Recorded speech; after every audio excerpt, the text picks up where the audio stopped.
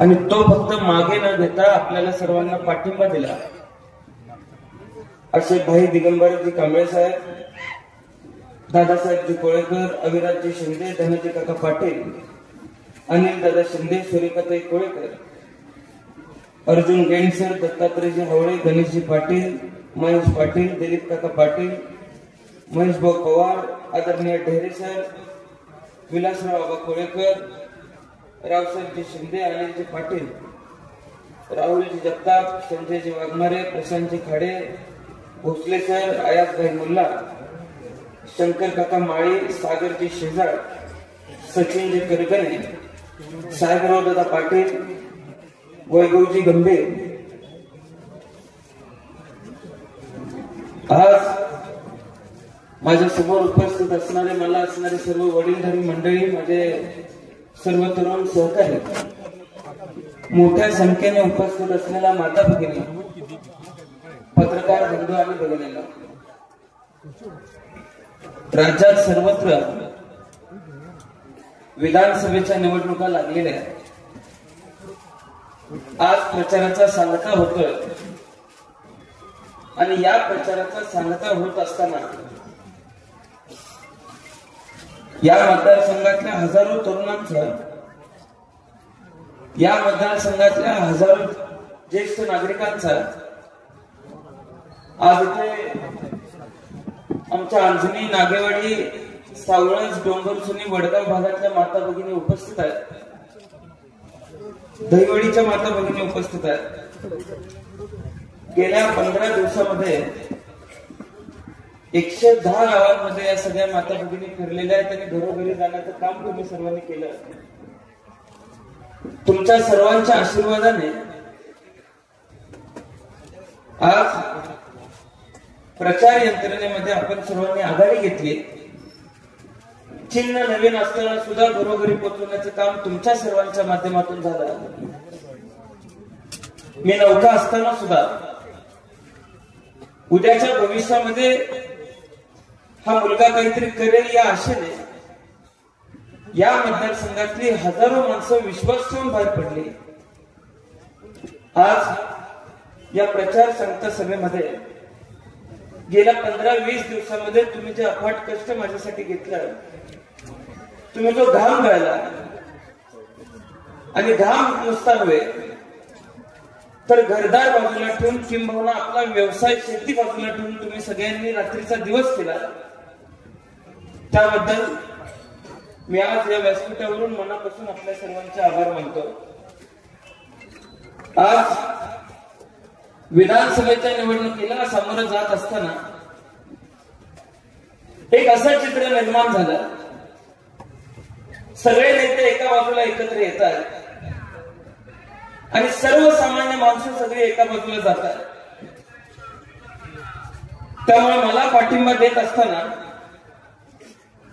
भारतीय शेतकरी कामगार पक्ष असेल, स्वाभिमानी शेतकरी संघटना, मराठा स्वराज संघ महाराष्ट्र, दलित महासंघ वायदंडे गट, Purogami Sangharsh Parishad, Republican Party of India, Bhim Shakti Sanghatana, Akhil Nandiwale Samaj Sangh Maharashtra Rajya, Democratic Party of India, Maharashtra Ekikaran Yuva समिती बेळगाव, भीमतेक ग्रुप व बौद्ध सेवा संघ, महाराष्ट्र राज्य होला समाज विशेष कृती दल समिती, भटक्या विमुक्त जमाती संघटना महाराष्ट्र, भारतीय माजी सैनिक संघ तासगाव कवठे मंकाळ महाराष्ट्र, मार्क्सवादी कम्युनिस्ट पार्टी तासगाव कवठे मंकाळ बेलदार भटका समाज महासंघ महाराष्ट्र, सांगली जिल्हा बँड बाजो कलाकार संघटना, आद्य क्रांतीवीर नरवीर उमाजी नाईक समाज सुधारक मंडळ, भारतीय कम्युनिस्ट पक्ष मार्क्सवादी सांगली जिल्हा, बंडखोर सेना पक्ष, सावळ सिद्ध ज्येष्ठ नागरिक संघटना, रिपब्लिकन असंघटित कामगार संघटना महाराष्ट्र राज्य, अनेक संघटनांचे, अनेक समाजाचे पाठिंबा या सगळ्या काळामध्ये आम्हाला मिळाला. त्यामध्ये जय भीम प्रतिष्ठान होतं, मतदारसंघातल्या माळी समाजाचा पाठिंबा मिळाला, मतदारसंघातल्या वडर समाजाचा पाठिंबा मिळाला, लोणारी समाजानं पाठिंबा दिला, मुस्लिम समाजानं पाठिंबा दिला, मराठा समाजातल्या तरुणांनी येऊन पाठिंबा दिला. आज संबंध महाराष्ट्रातला जिथं जिथं जो जो घटक राहतो त्या सगळ्या घटकांनी एकत्रित येत आपल्या उमेदवाराला पाठिंबा दिलेला आहे. मला अनेक वेळेला वाटायचं एवढे सगळे विरोधक एकत्रित आलेले आहेत, आपण एकटे पडतोय की काय. पण या मतदारसंघातल्या सर्वसामान्य जनतेनं मला एकत्र पडून दिलं नाही. या मतदारसंघातल्या मायबाप जनतेने गेल्या 15 दिवसांमध्ये मी एकटा पडलोय अशा पद्धतीची भावना माझ्या मनाला सुद्धा स्पर्श करून दिली नाही. म्हणून या मतदारसंघातल्या सर्वसामान्य जनतेचं मी आज मनापासून या ठिकाणी अंतःकरणापासून आभार व्यक्त करतो. आज या निवडणुकीला सामोरं जात असताना वेगवेगळ्या व्यासपीठावरून गेल्या 8-10 वर्षामध्ये मतदारसंघामध्ये सुमनताईंच्या माध्यमातून आम्ही काय केलं हे सांगितलं. उद्याच्या 5 वर्षामध्ये काम करत असताना मी काय करणार आहे हे सांगितलं. आणि आज आपण बघतोय उद्याचं विजन आपल्या सर्वांकडे आहे. उद्याच्या मतदारसंघाला दिशा काय द्यायची हा निर्णय आपला झालेला आहे. मतदारसंघ सुरक्षित राहिला पाहिजे, मतदारसंघामध्ये शाश्वत विकास कामांचा डोंगर उभा राहिला पाहिजे, हा दृष्टिकोन डोळ्यासमोर ठेवून आपण सर्वांनी वाटचाल केली. आणि त्याला पाठिंबा या मतदारसंघातल्या सर्वसामान्य जनतेने देण्याचं कारण असं आहे की काय चांगलं आहे काय वाईट आहे हे या मतदारसंघातल्या जनतेला गेली अनेक वर्ष निवडणुकीच्या माध्यमातून 25-30 वर्ष दाखवून दिलेलं आहे. या मतदारसंघातली जनता सुज्ञ आहे आणि या निवडणुकीमध्ये सुद्धा काय चांगलं आहे काय वाईट आहे याच्यातला निर्णय या मतदारसंघातली जनता केल्याशिवाय स्वस्थ बसणार नाही. उद्याच्या 20 तारखेला आपल्याला सर्वांना पाठिंबा देऊन उद्याच्या 23 तारखेला या मतदारसंघातली सर्वसामान्य जनता आपल्या बरोबर गुलाल उधळणार आहे हा विश्वास सुद्धा मला आज या ठिकाणी आपल्या सर्वांसमोर व्यक्त करायचा आहे. मी आपल्याला सर्वांना सांगतो, खरं तर आचारसंहिता लागल्यापासून त्याच्या आधीपासून मतदारसंघामध्ये मी दौरे करतोय, वेगवेगळ्या भागामध्ये जातोय. अनेक लोक मला बघतायत, कोण 3 वाजता भेटते रात्री, कोण 4 वाजता भेटते, कोण 5 वाजता भेटते, पहाटे 5:30-6 ला सुद्धा भेटलेली मला माणसं. आणि सकाळी नियोजित दौरा हा 8-8:30 पासून 9 पासून चालू झालेला सुद्धा या मतदारसंघातल्या लोकांनी बघितलेला आहे. आणि आज निवडणूक आहे म्हणून मी जातोय अशी काही परिस्थिती नाही. ज्या ज्या वेळेस या मतदारसंघातल्या सर्वसामान्य लोकांनी मला हाक दिलेली आहे त्या वेळेस तिथं जाण्याची भूमिका मी स्वीकारलेली आहे. ती भूमिका माझी कालही होती, आजही आहे. आणि उद्याच्या काळामध्ये मला कुठेही बसायला मिळालं तरी रात्री अपरात्री तुमच्यासाठी उभं राहावं लागलं तरी उभं राहायची तयारी माझी असणार आहे हे मी आज या ठिकाणी आपल्याला सर्वांना सांगू इच्छितो. कारण आपण सर्वांनी जो विश्वास माझ्यावरती ठेवलेला आहे, आबांच्या पश्चात पुढे जात असताना काय अडचणी होत्या, कशा पद्धतीच्या अडचणी होत्या, मला आजही कवठे मंकाळ शहरामध्ये मी सुरुवातीला 2017 साली दौरा चालू केला होता. त्या काळामध्ये प्रचंड वर्चस्व काही लोकांना मिळालेलं होतं, प्रचंड आशीर्वाद इथल्या लोकांनी त्यांना दिला होता. त्याच्या पलीकडे जाऊन प्रचंड दहशत त्यांची या भागामध्ये होती, या मतदारसंघामध्ये होती. मी बघायचो जवळ सुद्धा लोक यायला तयार नसायचे. अशा काळामध्ये या मतदारसंघातल्या या शहरातल्या काही मोजक्या तरुणांनी मला संबंध शहरामध्ये फिरवलं, प्रत्येक मळ्यामध्ये घेऊन गेले, प्रतिष्ठित लोकांना भेटवण्याचं काम केलं. सर्वसामान्य लोकांचे प्रश्न जाणून घेण्याच्या दृष्टिकोनातून मी जिथं जिथं जाणं गरजेचं आहे तिथं तिथं मला पोहोचवण्याचं काम या शहरातल्या काही तरुणांनी केलं, जुन्या जाणत्या लोकांनी केलं. आणि आज त्याचा फलित आपण बघतोय. मागच्या नगरपंचायतीला तुम्ही सर्वांनी मला आशीर्वाद दिला, तुम्ही सर्वांनी मला प्रेम दिलं. मी अनेक ठिकाणी अनेक वेळेला म्हणतोय आणि छाती टोकून सांगतोय की आबांना घडवण्याचं काम आणि आबांना संबंध महाराष्ट्रामध्ये पोहोचवण्याचं काम तासगाव तालुक्याने केलं. आणि मला संबंध महाराष्ट्रामध्ये पोहोचवण्याचं काम जर कोणी केलं असेल तर ते कवठे मंकाळ तालुक्याने केलं हे सुद्धा मला अभिमानाने आपल्या सर्वांना सांगू वाटतंय. आणि याची जाण मला कायम राहील, हा जिव्हाळा कायम राहील. ही नाळ जी जोडली गेलेली आहे ती नाळ कायमस्वरूपी मी टिकवून ठेवेल. हा शब्द सुद्धा मी कवठेमहांकाळ तालुक्यातल्या सर्व लोकांना देतो, तासगाव तालुक्यातल्या सर्व लोकांना मी आज या ठिकाणी देतो. मी या निवडणुकीला सामोरं जात असताना अनेक ठिकाणी जातो. कवठेमहांकाळ शहरामध्ये विधानसभेच्या निमित्तानं मी अनेक ठिकाणी बैठका घेत प्रचार केला. पण नगरपंचायतीच्या वेळेला प्रत्येक घरामध्ये मी इथं गेलो. ज्या ज्या अडचणी मला नगरपंचायतीच्या प्रचाराच्या दरम्यान लोकांनी सांगितल्या, त्या अडचणी सोडवण्याचं काम माझ्या माध्यमातून त्या काळामध्ये झालं. आज आपण सर्वजण बघतोय, नगरपंचायतीच्या प्रचाराच्या दरम्यान मला अनेक माता भगिनींनी हात धरून सांगितलं.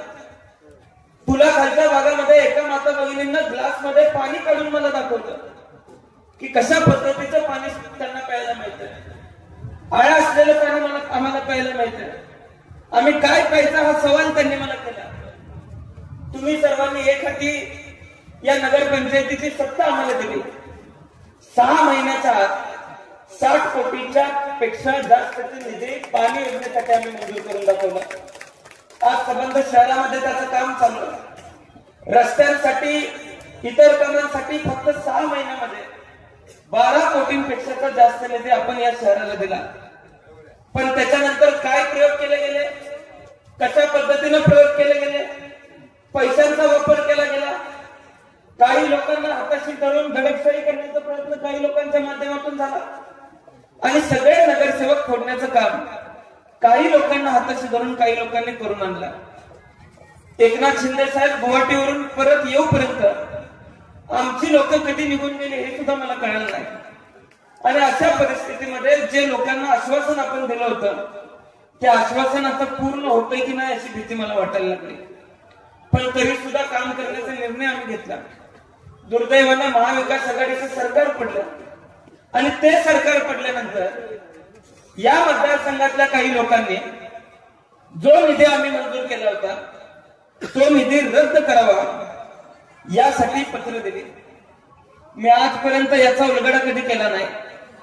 पण तासगाव शहराच्या बाबतीमध्ये आणि कवठेमहांकाळ शहराच्या बाबतीमध्ये तासगाव शहरामध्ये साधारण 13 कोटी रुपयांचा निधी सुमनताईच्या माध्यमातून आम्ही मंजूर केला होता आणि कवठेमहांकाळ शहरामध्ये साधारण 7 कोटीचा रुपये निधी आम्ही मंजूर केला. पण सत्ता बदलल्या काही लोकांनी आमदार सुमनताईंच्या माध्यमातून जो निधी मंजूर झालेला आहे तो निधी रद्द करण्याचं काम केलं. तो निधी रद्द व्हावा अशी विनंती काही लोकांना केली. सत्ताधारी असल्यामुळे त्यांनी सुद्धा मान्य केलं. शहरातल्या लोकांना जो विकास निधी मिळाला होता तो विकास निधी रद्द करण्याचं काम यांच्या सरकारच्या माध्यमातून झालं, यांच्या माध्यमातून झालं. आज माझ्या समोर विधानसभेला ते उभे आहेत. माझी कवठेमहांकाळ शहरातल्या सर्वसामान्य माणसांना विनंती आहे की ज्या व्यक्तीनं तुम्हाला विकासापासून वंचित ठेवलं त्या व्यक्तीला येत्या विधानसभेला आमदारकीपासून वंचित ठेवण्याची जबाबदारी तुमची असेल आणि ही जबाबदारी तुम्ही सर्वांनी आपल्या शिरावरती घेण्याची आवश्यकता आहे. आज मी बघतोय प्रत्येक ठिकाणी जिथं मी जातोय तिथं मागच्या 8-10 वर्षामध्ये आम्ही काय केलं, पुढच्या 5 वर्षामध्ये या मतदारसंघातल्या सर्वसामान्य समाज घटकांसाठी आम्ही काय करणार आहे हे सांगायचा माझा प्रयत्न आहे.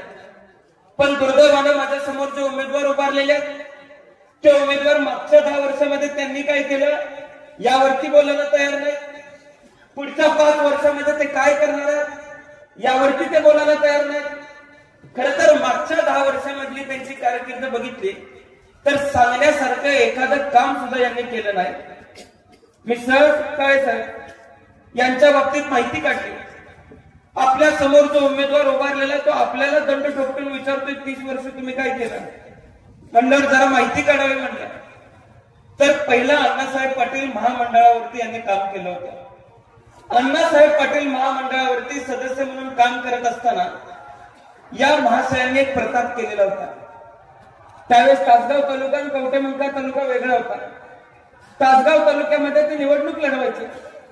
फक्त तासगाव तालुक्यामधून अण्णासाहेब पाटील महामंडळाचे साधारण 10,000 प्रकरणे त्या काळामध्ये गेली होती. एकही प्रकरण मंजूर न करण्याचा प्रताप या महाशयांनी केला. परत माहिती घेतली तर मला असं कळालं की अण्णासाहेब पाटील महामंडळाच्या काही सदस्यांनी काही प्रकरण ही मराठवाड्यामध्ये आणि विदर्भामध्ये विकण्याचं काम केलं. त्या काळामध्ये नवा काळामध्ये त्याची बातमी आली, संबंधित महामंडळाचे एमडी निलंबित झाले. म्हणजे आयुष्याच्या राजकीय कारकिर्दीमध्ये जी पहिली पायरी मिळाली त्या पहिल्यापासून जो भ्रष्टाचार यांनी चालू केला तो आज अखेर भ्रष्टाचार चालू ठेवण्याचं काम यांनी केलेलं आहे. भ्रष्टाचाराचा पैसा जातो कुठं? मी काल परवा मनेराजुरीला होतो. मनेराजुरीत मला असं कळालं की एका मनेराजुरी गावामध्ये 1.5 टन चिकन वाटण्यात आलं. 1,500 घरामध्ये 1-1 किलो चिकन वाटलं, 1-1 किलो. आता माझी काल मनेराजुरीला सभा होते. गावातली साधारण 4,500-5 हजार माणसं होते. मी म्हणलं आता एवढी सगळी माणसं माझ्या समोर बसलेली आहेत, मग चिकन कोणी खाल्लंय? तर मला माणसांनी सांगितलं, दादा यावेळेस लोकांनी ठरवलेलं आहे, सगळ्यांनी दिलेलं सगळं खायचं आणि सगळ्यांनी दिलेलं सगळं घ्यायचं आहे आणि मत मात्र तुम्हालाच द्यायचा हा निर्णय यात आपल्याला सर्वांना सांगू इच्छितो, गेल्या 8 वर्षामध्ये या मतदारसंघातल्या लोकांनी मला लहानाचं मोठं होताना बघितलेलं आहे, मला काम करताना बघितलेलं आहे, मला त्यांच्यात मिसळताना बघितलेलं आहे. उद्याच्या काळामध्ये या मतदारसंघातल्या सर्वसामान्य माणसाचे प्रश्न मांडत असताना विरोधी पक्षात असो किंवा सत्ताधारी असो, सत्ताधाऱ्यांना सुद्धा गुडघ्यावर आणायची जबाबदारी माझी असेल आणि ती जबाबदारी माझ्या खांद्यावरती घ्यायला माझी तयारी आहे. त्यामुळे आपण बघतोय गेल्या 10 वर्षामध्ये लोकसभेची संधी तुम्ही ज्यांना दिली त्यांनी तासगाव कवठेमहांकाळ विधानसभा मतदारसंघाच्या बाबतीतचा एकही प्रश्न न विचारण्याचा विक्रम लोकसभेमध्ये केलेला आहे. ज्यांनी मागच्या 10 वर्षामध्ये काही केलं नाही, मला मी समजू शकतो तिथे हिंदीमध्ये बोलावं लागतं किंवा इंग्लिशमध्ये बोलावं लागतं, नाईलाज असतो, काही लोकांना बोलता येत नाही, बोलू शकत नाही. पण मला माहिती मिळाली की तिथं मराठीमध्ये बोललं तरी चालतंय, पण मराठीमध्ये सुद्धा न बोलण्याचा विक्रम काही लोकांनी केला. आता उद्या विधानसभेमध्ये तुमचा आमचा प्रश्न हे लोक मांडू शकतील का? हा प्रश्न सुद्धा आपण सर्वांनी स्वतःला विचारण्याची आवश्यकता आहे. मी या मतदारसंघामध्ये सगळीकडे फिरतोय, मतदारसंघामध्ये जातोय आणि मतदारसंघामध्ये जात असताना या मतदारसंघातल्या लोकांनी एक निर्धार केलेला आहे की कुठल्याही पद्धतीची गुंडगिरी, कुठल्याही पद्धतीची दडपशाही या मतदारसंघामध्ये या पुढच्या काळात चालू द्यायची नाही आणि ती न चालून देण्यासाठी या मतदारसंघातली सर्वसामान्य जनता आता एकत्रित झालेली आहे. मी बघतोय हे आम्हाला विचारतायत तुम्ही काय केलं. 6 वर्ष विधान परिषदेचे आमदारकी यांच्याकडे होते. मला परवा सहज विद्याताई चव्हाण भेटल्या. विद्याताई चव्हाणांनी मला विचारलं की कसे काय संजय काकांनी तुझ्या विरोधात उभा राहायचा निर्णय घेतला. मी म्हणलं ताई मला माहित नाही, कारण कधी कधी ते काय निर्णय घेतात हे त्यांच्या बाजूच्या व्यक्तीला सुद्धा माहित नसतं, तर मला कसं कळलं. ते म्हणलं काय झालं, 1999ला हे वेगळ्या पक्षात होते, त्यावेळेस ते कुठल्या पक्षात जाणार आहेत हे त्यांनी कुणाला सांगितलं नाही. 2004ची निवडणूक लागली, त्यावेळेस त्यांनी कुठल्या पक्षात जाणार आहे हे लोकांना सांगितलं नाही, पक्ष बदलला. 2009ला परत पक्ष बदलला, 2014ला परत पक्ष बदलला आणि आता 2024ला विधानसभेला माझ्या समोर उभे आहेत, परत पक्ष बदलून उभे आहेत. आता जी माणसं नेत्याशी, भूमिकेशी, विचारधारेशी निष्ठा राखू शकत नाहीत ते उद्या निवडून आल्यानंतर तुमच्या आमच्याशी निष्ठा राखतील का, हा सवाल तुम्ही स्वतःला विचारण्याची आवश्यकता आहे. मला विश्वास आहे की या मतदारसंघातली माणसं, सर्वसामान्य माणसं, जी माणसं पवार साहेबांबरोबर निष्ठेनं राहिली, आम्हाला माहित होतं की आम्हाला काय किंमत मोजावी लागणार आहे, मला माहित होतं की कशा पद्धतीनं माझी गळचेपी केली जाणार आहे. गेल्या 4 महिन्यामध्ये काय काय पद्धतीचे प्रकार फक्त मला दाबण्यासाठी राज्य पातळीवरून झालेले आहेत याची कल्पना मला आहे. माझ्या मागे पुन्हा कुणाला लावलं, कुठल्या कुठल्या यंत्रणा लावल्या, मला काय काय माझ्या बाबतीतच्या माहिती काढायचा प्रयत्न केला, या सगळ्या गोष्टीच्या बाबतीतची मला माहिती आहे. पण त्याचा उलगडा मी माझ्या घरच्यांसमोरही कधी केला नाही, कारण घरचे साधे आहेत, घाबरते. पण मी त्यांना सांगू इच्छितो की आर.आर. आबांच्या छाव्याला घाबरवणारा अजून जन्माला यायचा. मी त्यांना सांगू इच्छितो की या पुढच्या काळातली या मतदारसंघाची वाटचाल वेगळी असणार आहे, आपल्या पक्षाची वाटचाल वेगळी असणार आहे. आपल्या संघटनेची वाटचाल वेगळी असणार आहे. ज्या लोकांनी आपल्याला पाठिंबा दिलेला आहे त्या लोकांना बळ देण्याचं काम तुम्हाला आम्हाला सर्वांना करायचं आहे. या सगळ्या लोकांना एकत्रित न्यायचं आहे. मी आज संबंध मतदारसंघामध्ये बघतोय काही बगल बच्चांना हाताला धरून संबंध मतदारसंघामध्ये गुंडगिरी करण्याचा प्रयत्न काही लोक करतात. मी तासगाव तालुक्यामध्ये होतो. तासगाव तालुक्यामध्ये शहरामध्ये असताना लोकांनी मला सांगितलं की 10 वर्षामध्ये तासगाव तालुक्यामध्ये शहरामध्ये नवीन यांच्या माध्यमातून काहीच घडलं नाही. पण एक गोष्ट मात्र तर घडली. तासगावच्या आजूबाजूला असलेली सगळी जमीन एखाद्या घरामध्ये तरुण मुलगा जरी गेला असला तरी त्याच्या आईवर दडपण आणायचं, त्याच्या वडिलांवर दडपण आणायचं आणि कमी किमतीमध्ये जमिनी आपल्या नावावरती लिहून घ्यायचा प्रकार यांच्या बगल बच्चांच्या माध्यमातून यांनी केला. आणि हा संबंध प्रकार उघड्या डोळ्यानं तासगाव तालुक्यातल्या लोकांनी बघितलेला आहे. भविष्यामध्ये किंबहुना वर्तमानामध्ये सुद्धा अशा पद्धतीचा प्रकार कवठेमंकाळ शहराला सुद्धा बघावा लागू शकतो याची खात्री कवठेमंकाळ शहरातल्या लोकांना निश्चितपणे आलेली आहे. त्यामुळे बगल बच्चांना हाताला धरून अशा पद्धतीचे प्रकार करायचे, दुसऱ्यांचे 7-12 चोरायचे, दुसऱ्याच्या 7-12 आपल्या नावावर करून घ्यायचे. लोकांच्यातून नारा आलाय या वेळेला तुतारी वाजवा, 7-12 वाजवा अशा पद्धतीची भूमिका या मतदारसंघाच्या लोकांनी घेतलेली आहे. त्यामुळे माझी आपल्याला सर्वांना विनंती आहे की आपण सर्वांनी मतदारसंघामध्ये काय वाढीला घालायचा आहे हा निर्णय आपण सर्वांनी घ्यायचा आहे. आबांची इच्छा होती की या मतदारसंघामध्ये MIDC मंजूर झाली पाहिजे.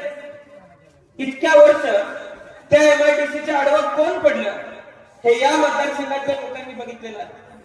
आडवं पडायचं कारण काय तर त्याचं श्रेय फक्त आबांना मिळतंय म्हणून आडवं पडायचं.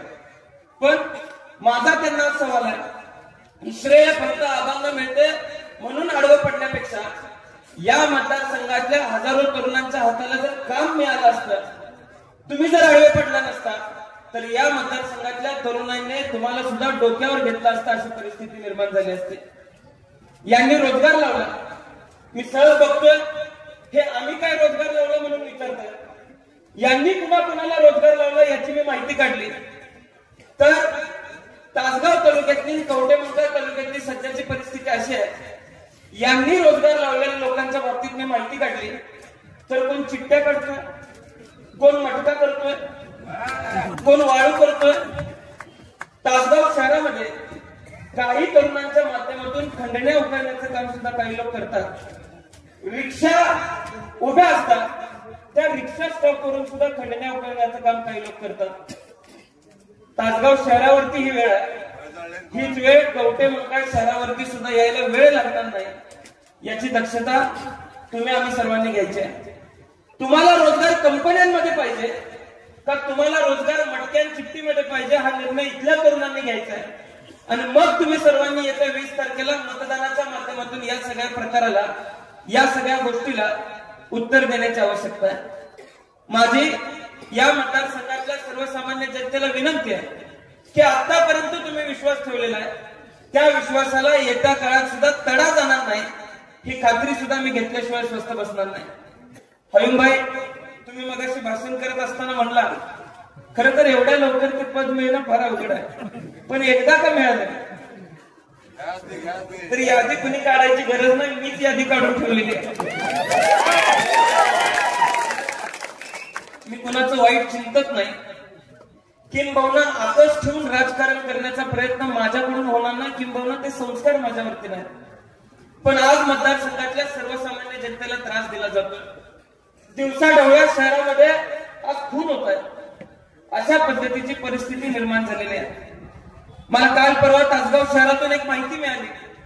एका शाळेच्या मागून ड्रग्ज विक्री केली जाते, गांजा मिळतो.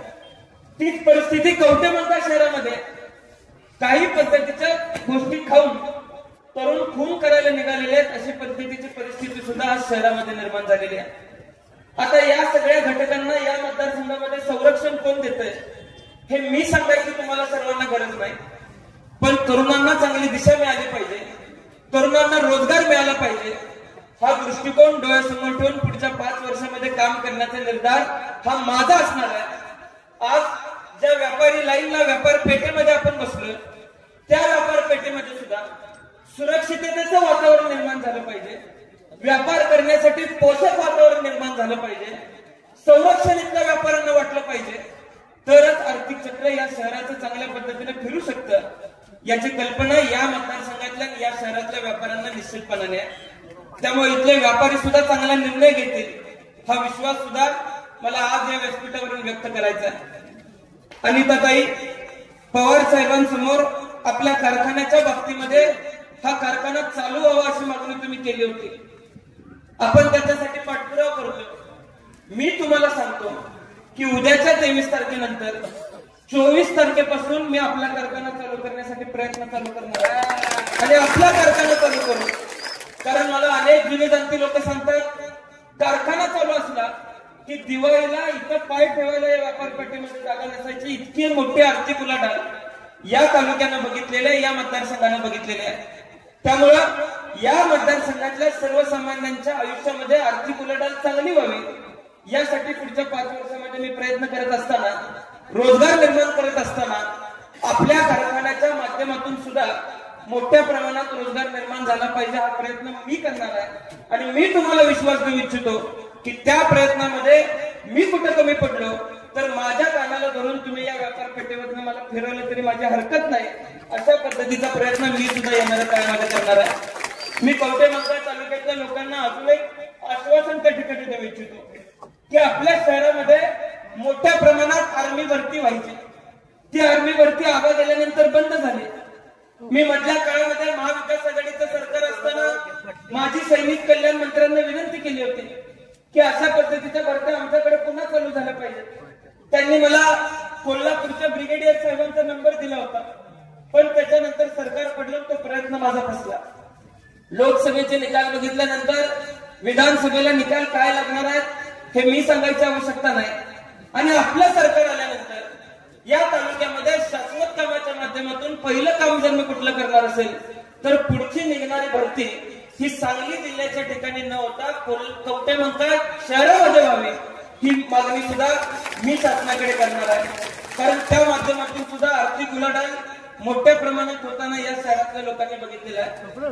आज आपल्या मतदारसंघाला माजी सैनिकांचा फार मोठा वारसा लाभलेला आहे. आबांची इच्छा होती जुरेवाडीच्या तिथे 8 एकर जागा आरक्षित केली गेली होती. माजी सैनिक कल्याण केंद्र तिथं व्हावं ही मागणी सुद्धा आबांनी त्या काळामध्ये केली होती. त्यासाठी प्रयत्न चालू केले होते. पण फक्त माजी सैनिक कल्याण केंद्र न करता राज्यभरातून विद्यार्थी येतील, राज्यभरातले विद्यार्थी राहतील, राज्यभरातले विद्यार्थी अभ्यास करतील.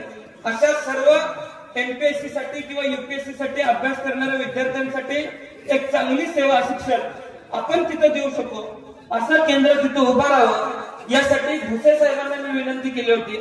2022ला त्याचं एस्टिमेट ज्यावेळेस आम्ही काढलं त्यावेळेस हॉस्टेल आणि केंद्राचं मिळून एकूण 22 कोटी रुपयांचं तरतूद आणि एस्टिमेट त्या ठिकाणी तयार झालं होतं. 3 वर्षानंतर ते वाढलं असेल, पण प्राधान्यानं कवठे मंकाळ तालुक्यामध्ये शाश्वत काम करत असताना हे माजी सैनिक कल्याण केंद्र सुद्धा उद्याच्या काळामध्ये मंजूर होईल हा सुद्धा शब्द मी कवठे मंकाळ तालुक्यातल्या तासगाव तालुक्यातल्या सर्व लोकांना देऊ इच्छितो. आज कामांच्या माध्यमातून आपण सर्वजण पुढे जातोय. राज्यातली परिस्थिती आपण बघतोय. छत्रपती शिवाजी महाराजांचा पुतळा पाडला जातो. छत्रपती संभाजी महाराजांच्या चारित्र्यावरती शिंतोडे उडवले जातात. महात्मा फुल्यांच्या चारित्र्यावरती शिंतोडे उडवले जातात.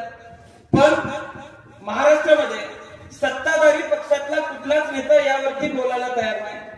मी आपल्याला सर्वांना एकच आश्वासन देऊ इच्छितो. शाहू फुले आंबेडकर असतील, छत्रपती शिवाजी महाराज असतील, छत्रपती संभाजी महाराज असतील, या पुढच्या काळामध्ये या महापुरुषांच्या बाबतीत जर कोणी अवमानकारक शब्द काढला तर या विधानसभा मतदारसंघाचं नेतृत्व करत असताना संबंधित घटकाचे मग तो कितीही मोठा नेता असू दे त्या नेत्याला नाक घासायला लावल्याशिवाय रोहित पाटील सुद्धा स्वस्थ बसणार नाही. अशा पद्धतीच्या भूमिका सुद्धा आपल्याला सर्वांना येत्या काळामध्ये घ्याव्या लागतील. मी तासगाव शहर आणि कवठे मंकाळ शहरामध्ये बघतोय फार मोठ्या प्रमाणात गुंडगिरी केली जाते. काल रात्रीचा प्रकार मला अनेक ठिकाणाहून कळाला. पैसे वाटले जातात मोठ्या प्रमाणात असं कळालं. 1,500 2,000 रुपये मताला दिले जातात. उद्याच्या सभेला कोणी जायचं नाही म्हणून धमक्या दिल्या जातात. एखादा कार्यकर्ता आडवा गेला तर तुला मारून टाकीन अशा पद्धतीचे शब्द काही लोक वापरतात. मी त्यांना सांगू इच्छितो की मी चौकातच उभारलोय. कुणाला काय करायचंय ते मला येऊन करायचं, पण माझ्या कार्यकर्त्याच्या केसाला धक्का जरी पुढच्या 2 दिवसामध्ये लागला तर गाठ रोहित पाटलाशी असणार हे सुद्धा डोक्यात.